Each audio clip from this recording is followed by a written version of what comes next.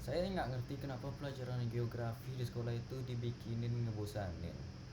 Padahal kalau paham isinya, ini ilmu bisa ngejelasin kenapa dunia di sekitar tuh kayak cet, kenapa rumah banjir tiap hujan, kenapa desa nggak kayak berkembang gitu.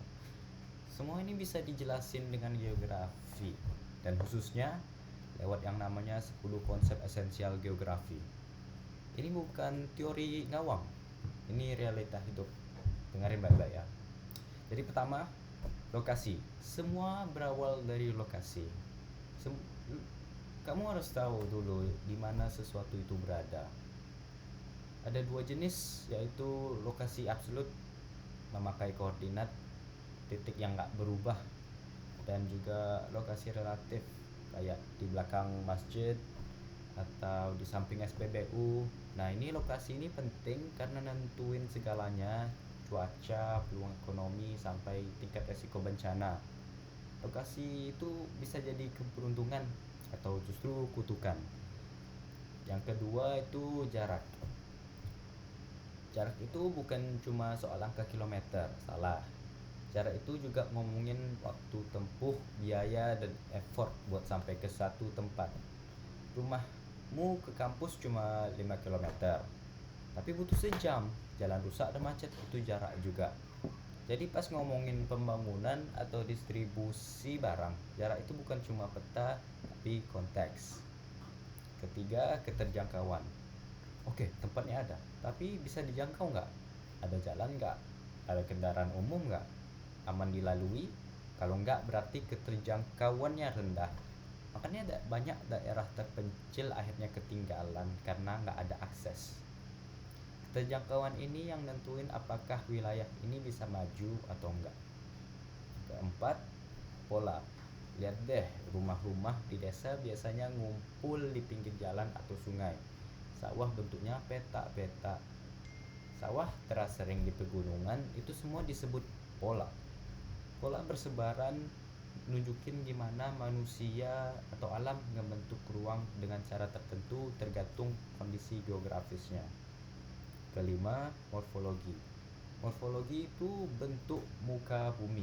Pegunungan, dataran lembah, pantai, semua ngaruh ke kehidupan manusia. Misalnya orang yang tinggal di gunung harus adaptasi nanam di lahan miring. Daerah datar bisa dibuat kota besar. Morfologi ini juga ngaruh ke cuaca, jenis tanah, sampai jenis transportasi. Keenam, aglomerasi. Kenapa orang ngumpul di kota? Karena semua ada di sana. Sekolah, kerjaan, hiburan. Itulah aglomerasi. Semua aktivitas manusia terpusat di suatu tempat. Efisiensi, tapi efek sampingnya macet, polusi, stres. Kota padat bukan tanpa sebab.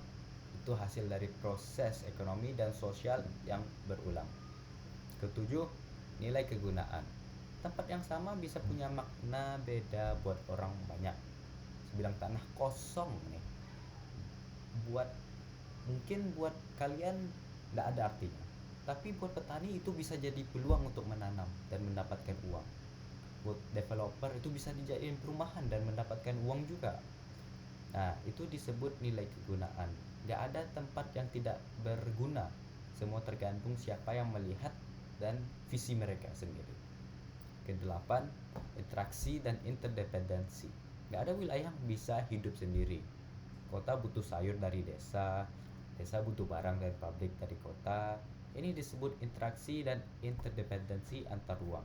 Semua wilayah itu terhubung, dan kalau satu rusak, yang lain bisa kena imbasnya.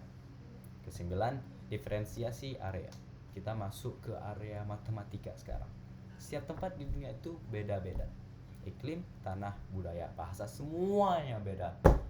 Itulah diferensiasi area. Jadi nggak bisa samain strategi pembangunan di Papua sama di Jawa.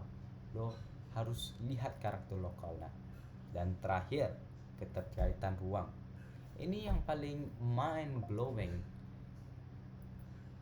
Keterkaitan ruang artinya kejadian di suatu tempat bisa berdampak ke tempat lain. Kebakaran hutan di Riau, asapnya bisa sampai Malaysia sana. Banjir di suatu kota bisa ganggu distribusi logistik nasional. Dunia ini menyambung. Apa yang terjadi di tempat sini akan ngefek ke tempat sana. Oke? Jadi kalian masih ngira geografi itu cuma hafal nama sungai? Bukan.